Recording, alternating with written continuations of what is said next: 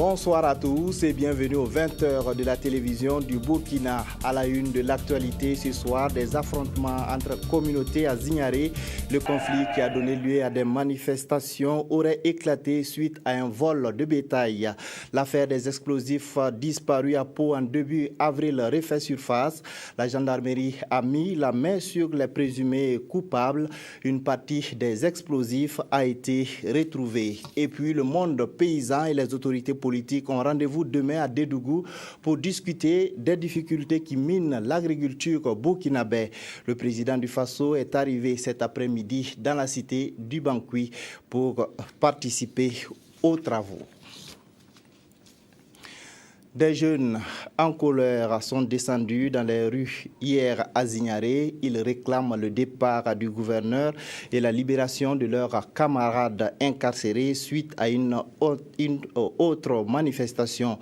Tout serait parti donc d'une affaire de vol de moutons mal gérée par la gendarmerie selon les manifestants. Des détails avec Karim Patrick Namouano. Le gouvernorat du plateau central est en état de siège. L'atmosphère est tendue et le face-à-face gendarmerie-manifestant est explosif. Des jeunes haussent le ton.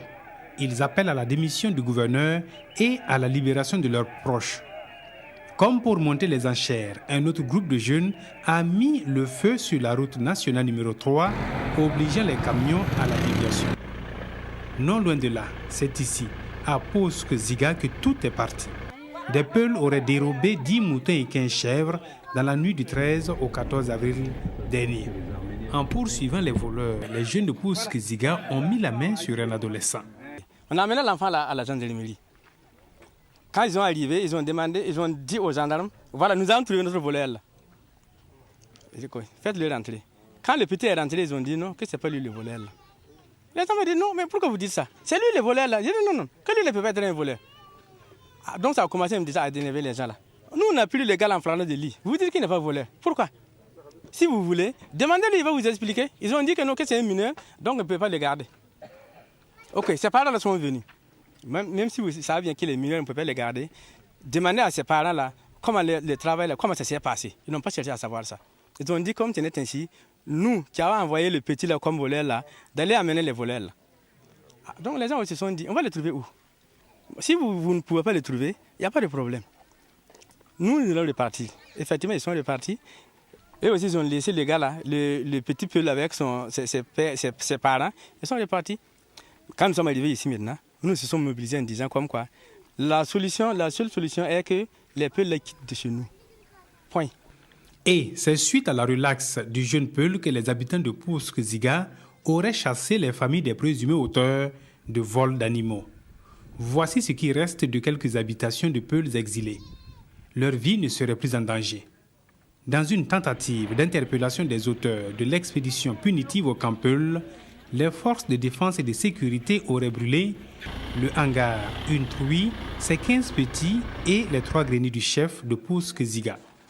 Les gendarmes, certainement, se sont rendus donc à Pau-Ziga, bien entendu, après donc que les maisons aient été mises à sac. Et une fois sur place, ils ont pu effectivement faire le point des dégâts. Et il semblerait qu'ils devaient donc mettre la main sur les 2 responsables. Et ils ont dû donc gazer les manifestants qui étaient donc regroupés chez le chef du village. Et c'est encore une fois de plus le chef de Zignaré qui m'a appelé pour me dire qu'en tout cas il y avait un incendie de maison non loin donc de la cour du chef. Les manifestants n'ont toujours pas digéré la relaxe du jeune Peul et l'arrestation de 6 de leurs proches. Nous avons approché le procureur de Zignaré pour des précisions, mais nous n'avons pas eu une oreille attentive à notre doléance. Les négociations entreprises depuis ce matin entre les autorités administratives et les responsables religieux et coutumiers ont conduit à la libération des 6 personnes détenues et à la remise de leurs engins. Une enquête est en cours pour retrouver les voleurs des moutons et des chèvres. À Zignaré, les manifestants et leurs parents restés à Pau-Ziga continuent toujours de réclamer justice. L'affaire avait fait grand bruit au début du mois d'avril dernier. Un camion chargé d'explosifs et de produits toxiques illégalement entrés sur le territoire national avait disparu à Pau avec toute sa cargaison. Les enquêtes de la gendarmerie ont permis d'interpeller des suspects. Une partie des explosifs a aussi été retrouvée. Claudine Bikaba.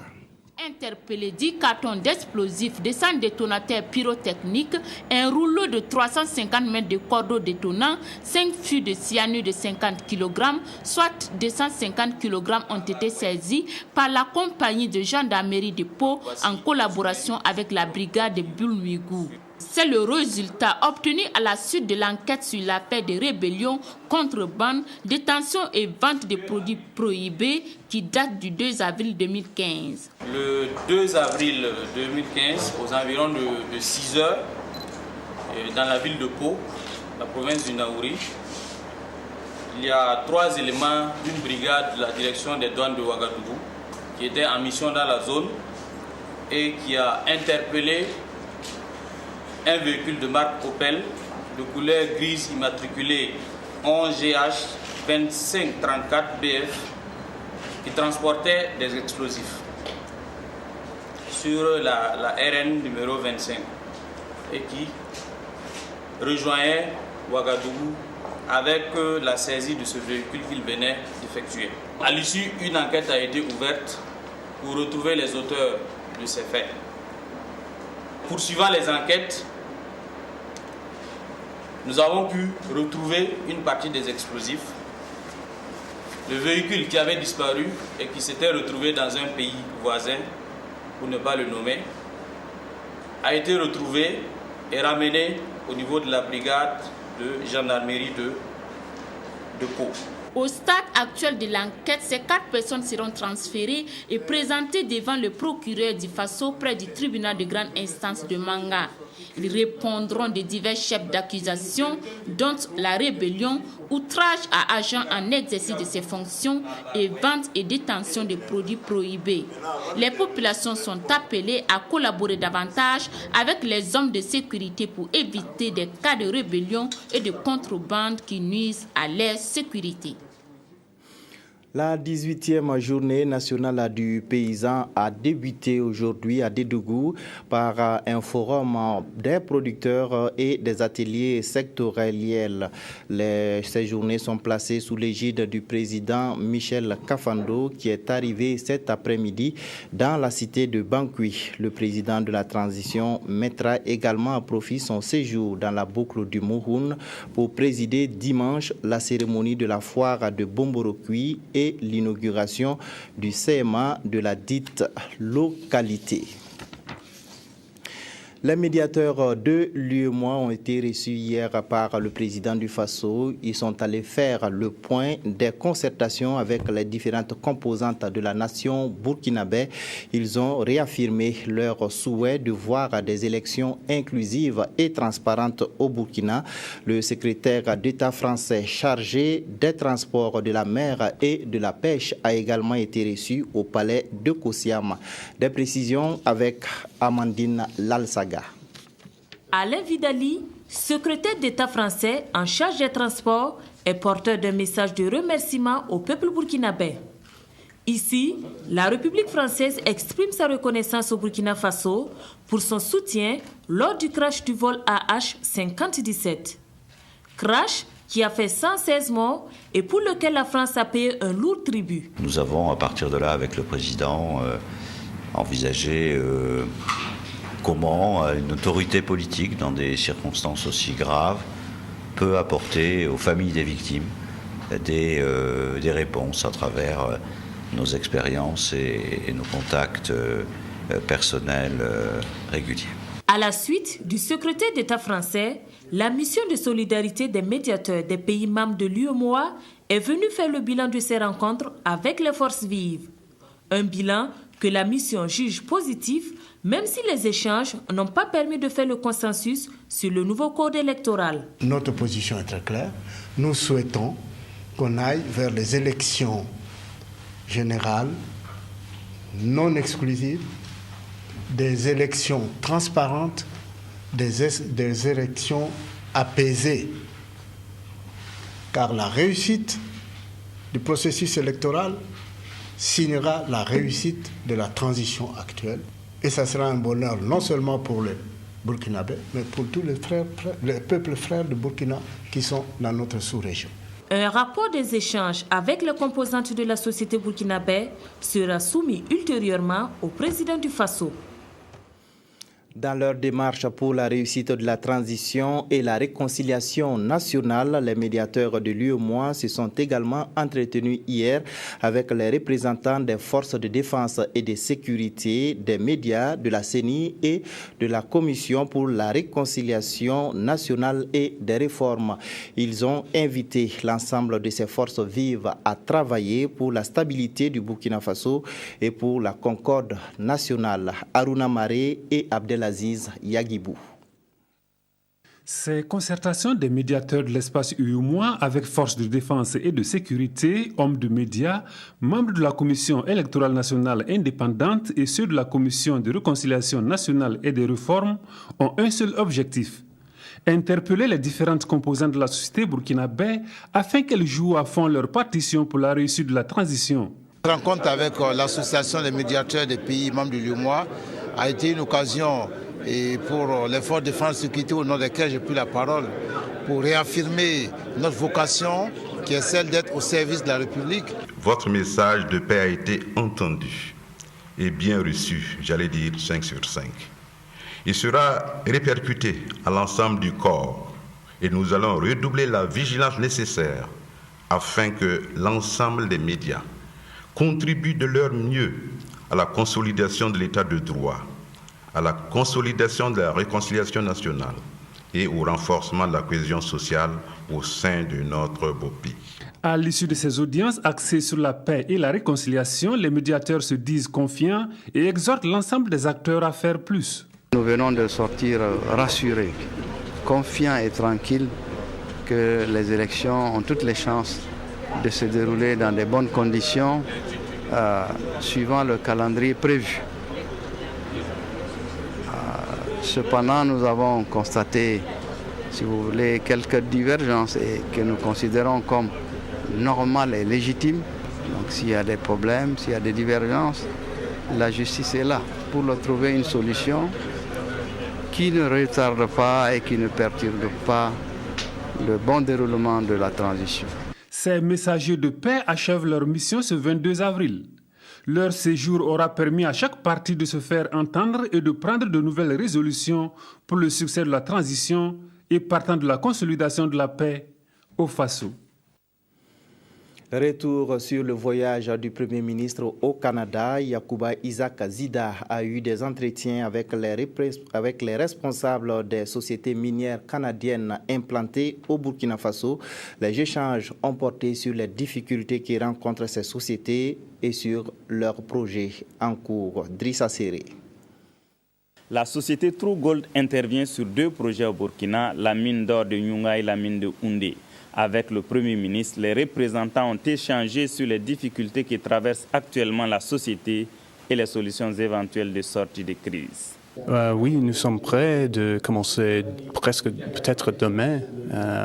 Nous avons 400 travailleurs. Ils sont prêts de commencer peut-être demain. Et nous avons investi 60 milliards de dollars maintenant. Et à la fin du projet, c'est 150 milliards de dollars. Horizon travaille sur un projet à Bamboré. Le président du groupe est venu s'entretenir avec le chef du gouvernement sur les conséquences du nouveau code minier adopté par les autorités burkinabées. C'est une bonne visite. L'intention, c'est le principal point, c'est le nouveau code de minière ou le potentiel nouveau code de minière. C'est un temps difficile pour les actionnaires, les investissements dans un gros projet. Et le nouveau code, il y a beaucoup de points négatifs pour les investissements. Ensuite, place aux échanges avec les représentants de IAM Gold Corporation et Semafo. La séance de travail a permis d'évoquer plusieurs aspects liés à l'avenir des mines en exploitation au Burkina. On a discuté notre mine Essakane au Burkina Faso, quelques des défis et les succès aussi avec la mine. On a pris la réunion avec nos collègues à Semafo et c'était une réunion très fructueuse. Donc une bonne discussion avec le Premier ministre. Pour terminer, Yacouba Isaac Zida a reçu les responsables de la canadienne Bank Note. Il s'agit d'une visite de courtoisie pour les représentants de cette société qui pilote le projet de production de passeports sécurisés pour le Burkina. Plusieurs sites des ministères et institutions burkinabais ont subi une cyberattaque. Les pirates ont infiltré ces sites la nuit dernière. Les informaticiens sont parvenus à restaurer les sites ce soir. Jacques Lamissa-Tarpaga. Ce sont une trentaine de sites internet de ministères essentiellement qui ont été attaqués dans la nuit d'hier à aujourd'hui. Les techniciens sont à l'œuvre depuis ce jeudi matin pour restaurer les sites. Suite aux attaques là, on a essayé de diagnostiquer pour comprendre un peu d'où venaient en fait les différentes attaques. Donc on s'est confronté en fait à un nouveau type d'attaque qui se trouve dans le cyberespace. L'ampleur des dégâts, bon, on peut dire que pour à peu près une trentaine à une quarantaine de sites ont été touchés.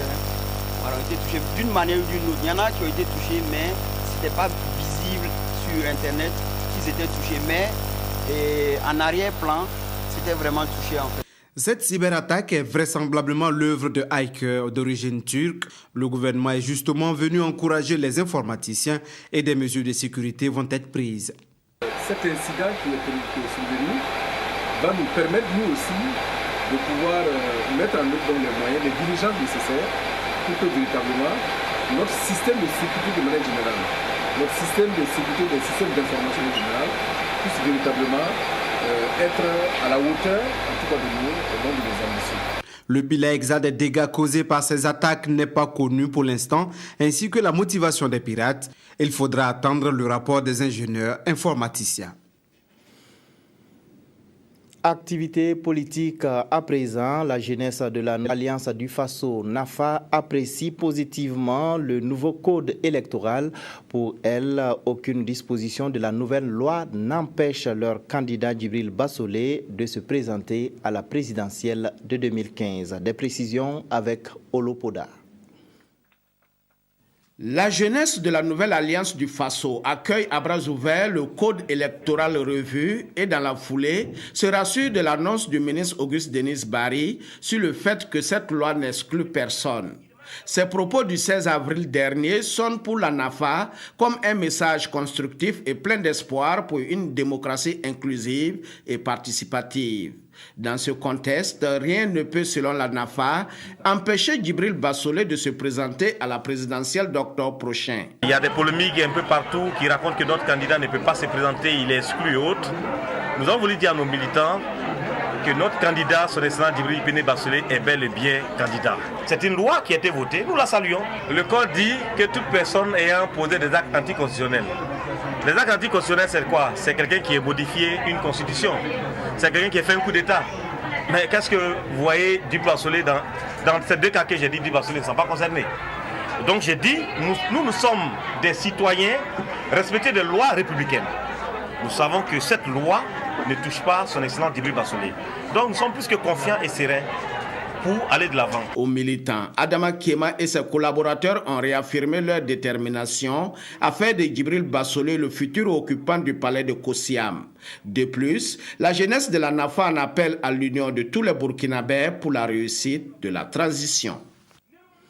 Réunis en assemblée générale à Bobo-Dioulasso, le CRAC, le comité de réflexion et d'action pour le renouveau du CDP, s'est penché sur la situation politique nationale.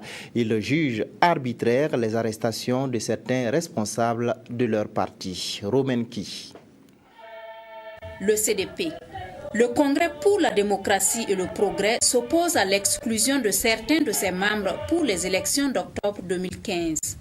Malgré la loi sur le code électoral, le comité de réflexion et d'action pour le renouveau du CDP CRAC tient mordicus.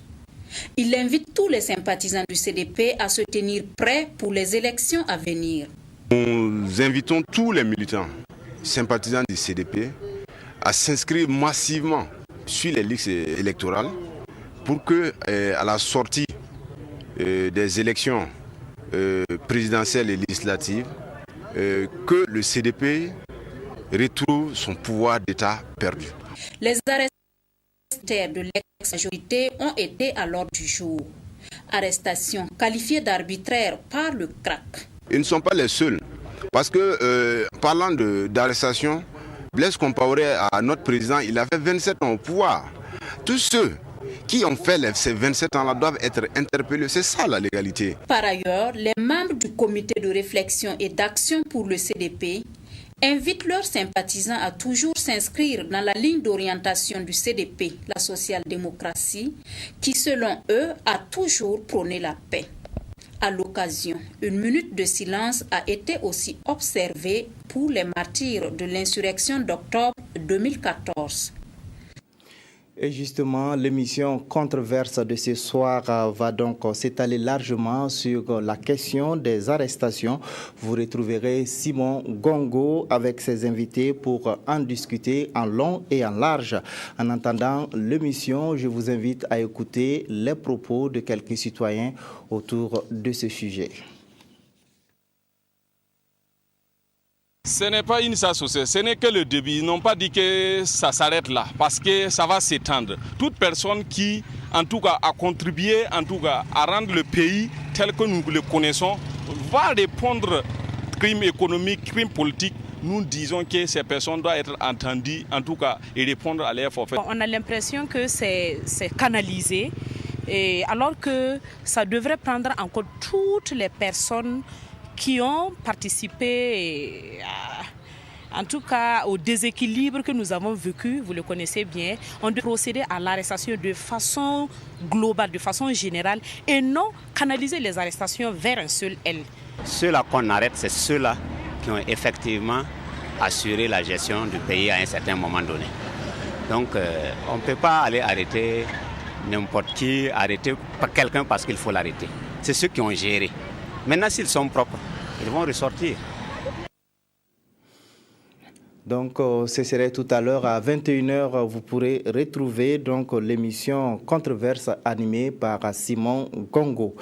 Toute autre chose à présent, exaspérés par les délestages récurrents, plusieurs habitants de la capitale burkinabé se sont plaints auprès de la Ligue des consommateurs. Une délégation de la Ligue est allée à son tour demander des explications aux responsables de la Sonabel qui promettent communiquer mieux sur le programme des délestages. Peggy Raogo.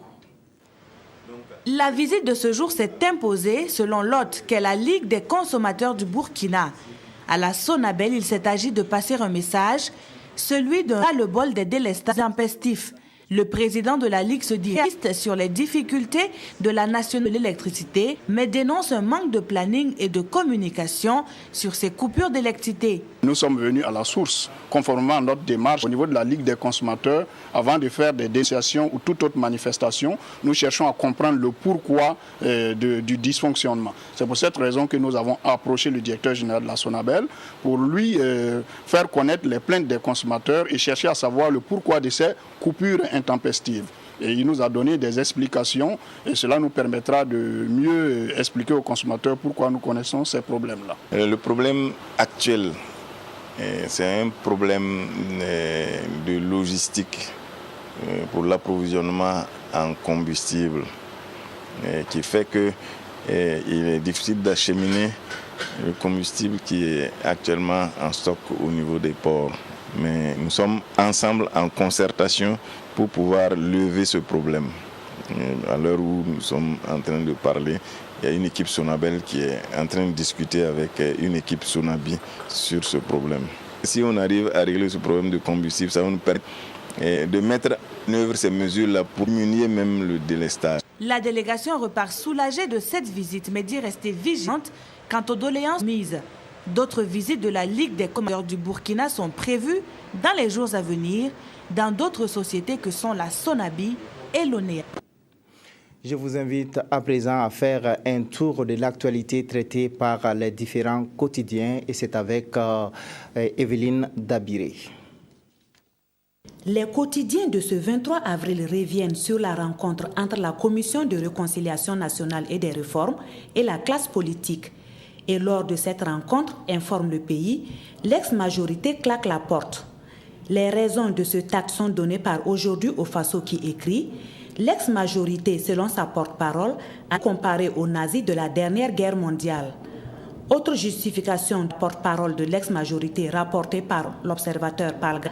Nous ne pouvons prendre part aux travaux de la Commission de réconciliation nationale puisque l'on nous a condamnés avant même de nous avoir entendus. Mais que pense le président de la commission, Monseigneur Paul Ouedraogo, de cette position? Questionne l'observateur Palga, qui apporte du même coup la réponse du président du CRNR. Elle, en parlant de Juliette Bonkungu, vient de nous le signifier. Nous en prenons note et nous allons y réfléchir. Et l'ex-opposition qui entend participer aux travaux souhaite que le droit soit dit en toutes circonstances, a laissé entendre Sarah Serré dans le quotidien. Notre temps, s'adressant à l'ex-majorité dans sa rubrique Actualité oblige, écrit « Ce n'est pas une faiblesse que de se mettre à l'écart pour laisser passer la tempête. C'est au contraire un mérite. Mais c'est à la Commission de réconciliation nationale et des réformes d'aider tous les acteurs dans leurs choix et décisions. » Autre point de l'actualité, le journal Le Quotidien trace la cérémonie de pose de la première pierre par les autorités de la stèle en hommage aux disparus du crash d'Air Algérie survenu le 24 juillet dernier. Et ce fut un moment très difficile parce que l'on avait en face de nous les familles des victimes, confiées dans le pays d'Aouda Traoré du département en charge des transports. Autre point d'intérêt dans vos journaux, la disparition du véhicule chargé d'explosifs. Enfin retrouvé, s'exclame Aujourd'hui au Faso, qui décrit le véhicule et son contenu. On a retrouvé finalement le véhicule au Ghana avec son propriétaire, Abouga Kafrank, mécanicien domicilié à Pau, renseigne l'observateur Palga. Mais Sidouaya rassure, ces explosifs n'étaient pas destinés à des fins d'actes terroristes, rapportant ainsi les propos du capitaine commandant de la compagnie de gendarmerie de Pau. Voilà qui met fin à cette édition. Merci de l'avoir suivi. Bonne suite des programmes.